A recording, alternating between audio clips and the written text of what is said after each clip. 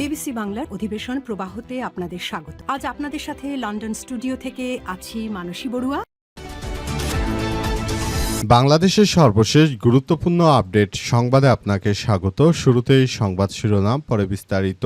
প্রথমে জানাবো, গ্যাসের দাম বাড়ালে পেট্রোবাংলা ঘেরাও করে প্রধানমন্ত্রীকে খবর খারাপ করে দেওয়ার হুঁশিয়ারি নাহিদ ইসলামের। গ্যাসের দাম বৃদ্ধি করলে পেট্রোবাংলা ঘেরাওয়ের হুঁশিয়ারি দিয়েছেন বিরোধী দলের চিফ হুইপ ও জাতীয় নাগরিক পার্টি এনসিপির আহ্বায়ক নাহিদ ইসলাম। তিনি অভিযোগ করে বলেছেন, এই সরকার মাত্র 5 মাসে দফায় দফায় জ্বালানির দাম বৃদ্ধি করেছে। গ্যাস না থাকলেও প্রতি মাসে বিল দিতে হচ্ছে। আজ আগারগাঁও জাতীয় চক্ষু বিজ্ঞান ইনস্টিটিউটের হবিগঞ্জ সংঘর্ষ চলাকালে চোখ হারানো আলিফ চৌধুরীর খোঁজখবর নেওয়া শেষে সাংবাদিকদের সঙ্গে আলাপকালে তিনি এমন কথা বলেন। এদিকে স্পেন থেকে মরক্কোয় ফিরলেন 25,000 মানুষ। কেন এসেছিলাম জানি না, তাই ফিরে যাচ্ছি। মরক্কো থেকে আসা অভিবাসীদের ঢল থামিয়ে দিয়েছে স্পেন। আজ দেশটির সরকার জানিয়েছে, সীমান্ত অতিক্রম করে স্প্যানিশ ছিটমহল সেউতায় প্রবেশ করা হাজার হাজার মানুষ ইতিমধ্যে স্বেচ্ছায় নিজ দেশে ফিরে যেতে শুরু করেছে। ইতিমধ্যে 25,000 মানুষ ফেরত চলে গিয়েছে। স্প্যানিশ ছিটমহল সেউতায় তার অভিবাসীদের জোরপূর্বক প্রবেশ ঠেকাতে লাঠিচার্জ এবং টিয়ার গ্যাস প্রয়োগ করেছে মরক্কোর নিরাপত্তা বাহিনী। এবারে জানাবো, শেখ হাসিনাকে প্রত্যাবর্তনে বাংলাদেশের অনুরোধ খতিয়ে দেখছে ভারত। লোকসভায় প্রতিবেদন। বাংলাদেশের ছাত্র জনতার গণ অভ্যুত্থানে ক্ষমতাচ্যুত সাবেক প্রধানমন্ত্রী শেখ হাসিনা পালিয়ে বর্তমান ভারতে অবস্থান করছে। আর ভারতে পালিয়ে যাওয়ার পর বিএনপি সরকার ক্ষমতায় আসার পর শেখ হাসিনাকে ফেরত চেয়েছে। অবস্থায় ভারতের লোকসভা বা ভারতের পার্লামেন্টে হাসিনাকে ফেরত দেওয়ার বিষয় নিয়ে তারা কথাবার্তা বলতে শুরু করেছে। অবস্থায় শেখ হাসিনাকে ফেরত দেওয়ার বিষয়ে ভারত ব্যাপকভাবে কার্যক্রম চালাচ্ছে। এদিকে মুখের ভাষার কারণে এনসিপি নেতারা অপমানিত হচ্ছে বললেন আনিসুর রহমান।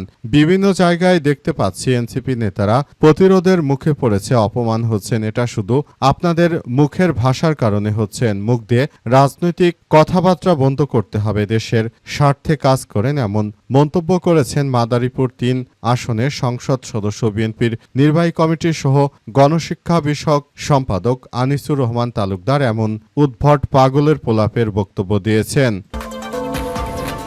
এরপর জানাবো, কার্যক্রম নিষিদ্ধ আওয়ামী লীগ এবং অঙ্গ সংগঠনের 17 নেতাকর্মী গ্রেপ্তার।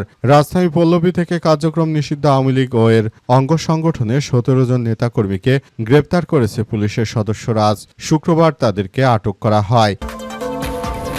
এবং সর্বশেষ জানাবো, পশ্চিমবঙ্গের মুখ্যমন্ত্রীকে হত্যার পরিকল্পনা প্রকাশ্যে চাঞ্চল্যকর তথ্য। পশ্চিমবঙ্গের মুখ্যমন্ত্রী ও বিজেপি নেতা শুভেন্দু অধিকারীকে হত্যার পরিকল্পনার অভিযোগে এক ব্যক্তিকে গ্রেপ্তারের দাবি করেছে ভারতীয় পুলিশ। পশ্চিমবঙ্গের বর্ধমান জেলার রেনেসা হাউজিং এলাকা থেকে আজ গোপন অভিযানে তাকে আটক করা হয়। গ্রেপ্তারকৃত ওই ব্যক্তির নাম হামিদ মণ্ডল। পুলিশ দাবি করেছে তিনি জৈশি মোহাম্মদের শাখা সংগঠন হামিল সাজ্জাদ ভাট গ্রুপের সদস্য। প্রিয় দর্শক, এতক্ষণ শুনছিলেন সংবাদ শিরোনাম, এবারে বিস্তারিত। তবে তার আগে বন্ধুরা, অনুরোধ থাকবে এই সংবাদটিতে একটি লাইক দিন। এই চ্যানেলে আপনি নতুন হয়ে থাকলে আমাদের সংবাদটি দেখতে দেখতে চ্যানেলটি সাবস্ক্রাইব করে রাখুন। কমেন্ট করে বন্ধুরা আপনার মূল্যবান মতামত জানিয়ে দিন আপনি বিশ্বের কোন দেশ থেকে বা বাংলাদেশের কোন স্থান থেকে আমাদের সংবাদটি দেখছেন এবং শুনছেন। আর বন্ধুরা, সংবাদটি আপনার সোশ্যাল মিডিয়া ফেসবুকে শেয়ার করে বন্ধুদেরও দেখার সুযোগ করে দিন। গাজা যুদ্ধে আপনি যদি নিরীহ ফিলিস্তিনিদের ভালোবেসে থাকেন বন্ধুরা, কমেন্টে ইয়েস লিখে পুরো বিশ্ববাসীকে আমাদের এই তাজা আপডেটটি দেখার সুযোগ করে দিন। এবারে বিস্তারিত।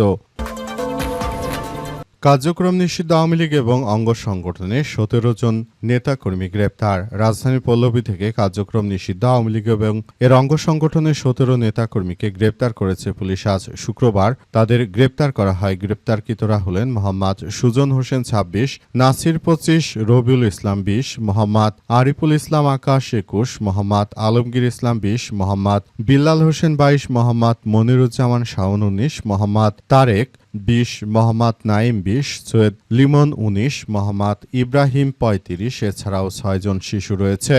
জানা গেছে যে তারা সবাই আসলে আওয়ামী লীগের রাজনীতির সঙ্গে যুক্ত এবং দীর্ঘদিন ধরে শেখ হাসিনা দেশ ছেড়ে পালিয়ে যাওয়ার পর আওয়ামী লীগের কার্যক্রম তারা চালিয়ে যাওয়ার চেষ্টা করছে।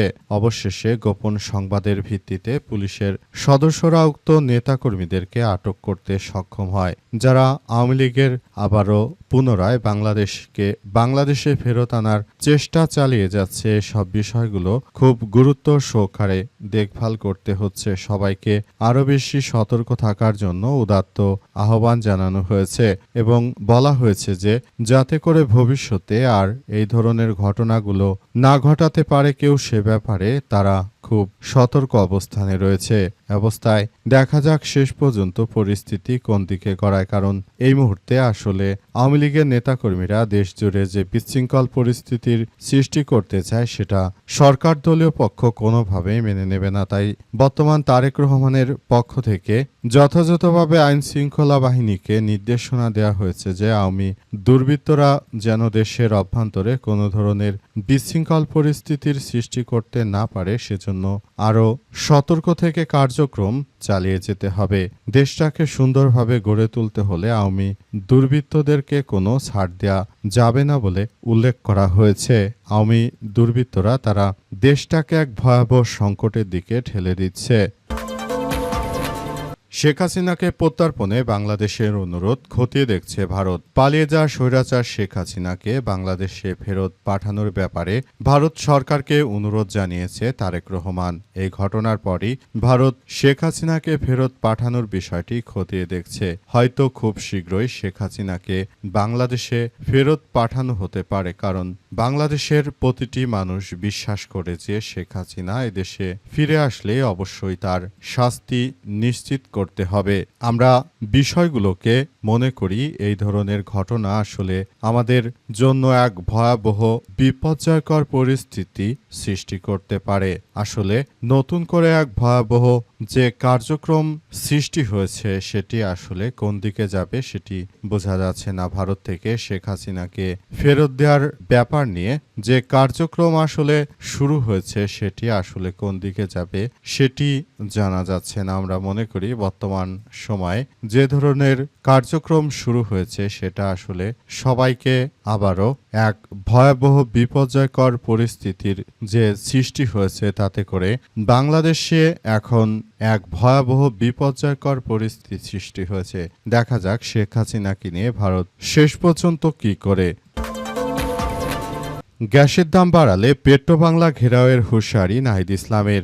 গ্যাসের দাম বৃদ্ধি করলে পেট্রোবাংলা ঘেরাওয়ের হুঁশিয়ারি দিয়েছেন বিরোধী দলীয় চিফ হুইপ ও জাতীয় নাগরিক পার্টি এনসিপির আহ্বায়ক নাহিদ ইসলাম। তিনি অভিযোগ করে বলেছেন, এই সরকার মাত্র 5 মাসের দফায় দফায় তিনি জ্বালানির মূল্য বৃদ্ধি করছে। গ্যাস না থাকলেও প্রতি মাসে বিল দিতে হচ্ছে। আহত আলিফের স্বাস্থ্যের সর্বশেষ খোঁজ খবর নিতে গিয়ে নাহিদ ইসলাম এসব কথা জানিয়েছেন। তিনি বলেন, তারেক রহমান যে একটা সর্বোচ্চ লেভেলের বাটপার সেটি আবারও প্রমাণিত হয়েছে। বিএনপির চেয়ারম্যান তারেক রহমান তিনি কথায় কথায় যে মিথ্যা কথা বলেন, আর কতবার প্রমাণিত হবে আপনার মিথ্যাচারিতা। তিনি বলেছেন, তারেক রহমান ক্ষমতা আসার পর বলেছিলেন যে 1 বছরের মধ্যে বাংলাদেশে 1 কোটি মানুষকে কর্মসংস্থান করে দেবে, তার মানে প্রতি মাসে 10 লাখ। তো ক্ষমতায় এসেছেন 5 মাস, এ পর্যন্ত একজন মানুষকেও চাকরি দিতে পারেননি। পেরেছেন শুধু সবাইকে আপনারা পেরেছেন চাঁদাবাজি হাতে তুলে দিতে। অবস্থায় যদি এভাবে চাঁদাবাজি আপনারা করবেন তাহলে বিগত সরকার শেখ হাসিনা আর কি দোষ করেছিল? শেখ হাসিনাও তো একইভাবে চাঁদাবাজি করত, রাহাজানি করত, সন্ত্রাসী করত। তাহলে তারেক আর হাসিনার মধ্যে কোনো পার্থক্য থাকলো না বলে এমন কথা জানিয়েছেন তিনি আরও জানিয়েছেন যে আমরা বিষয়গুলো নিয়ে খুবই গুরুত্বপূর্ণ সবকিছু করে যাচ্ছি। তারেক রহমান যে একজন সর্বোচ্চ লেভেলের ধান্দাবাজ, ক্ষমতা আসার পরই তিনি গণভোটের রায়কে অস্বীকার করে এই ধান্দাবাজির সর্বোচ্চ পর্যায়ে চলে গেছে। এই ধান্দাবাজদের বিরুদ্ধে সবাইকে মাঠে নামতে হবে। পেট্রোবাংলা ঘেরাও করে তারপর গ্যাসের দাম বৃদ্ধি করলে যথাযথভাবে ব্যবস্থা নেওয়া হবে। মুখের ভাষার কারণে এনসিপি নেতারা মার খাচ্ছে, অপমানিত হচ্ছে বললেন বিএনপির সংসদ সদস্য আনিসুর রহমান। বিভিন্ন জায়গায় দেখতে পাচ্ছি এনসিপির নেতারা প্রতিরোধের মুখে পড়েছে এবং তাদের মুখের ভাষা এতটা খারাপ এ কারণে বিএনপির নেতাকর্মীরা তাদের গায়ে হাত তুলতে বাধ্য হয়েছে বলে জানিয়েছেন বিএনপির জাতীয় সংসদ সদস্যের আসলে এনসিপির নেতৃত্ববৃন্দদের প্রতি বিএনপির বিন্দুমাত্র রাগ নেই, কিন্তু শেষ পর্যন্ত আসলে তারেক রহমান এবং তার ফ্যামিলির প্রতি নানা রকম কথাবার্তা বলার কারণেই নাকি জাতীয় নাগরিক পার্টি এনসিপির নেতাকর্মীদের উপর বিভিন্ন জায়গায় অবরোধ করা হচ্ছে বলে অভিযোগ পাওয়া যাচ্ছে। সুতরাং এ কারণেই এনসিপির নেতৃত্ববৃন্দদের উপর এই ধরনের ঘটনা ঘটছে বলে অভিযোগ করেছেন আনিসুর রহমান। তিনি আরও জানান, তাই উদাত্ত আহ্বান জানাবো যাতে করে তারা দেশের কল্যাণে কাজ করে তারা যেন বিএনপির বিরুদ্ধে না লাগতে চায়। যদি বিএনপির বিরুদ্ধে লাগতে যায় তাহলে তাদের অবস্থা পরিণতি খুব খারাপ আকার ধারণ করতে পারে ইত্যাদি নানা রকম কথা বলেছেন। পাগলের প্রলাপ বকেছেন বিএনপির এই জাতীয় সংসদ সদস্য। তার মতে বিএনপির বিরুদ্ধে কোনো কথাই নাকি বলা যাবে না, তাহলে তো বিএনপি আর আওয়ামী লীগ এই দুটি স্বৈরাচার।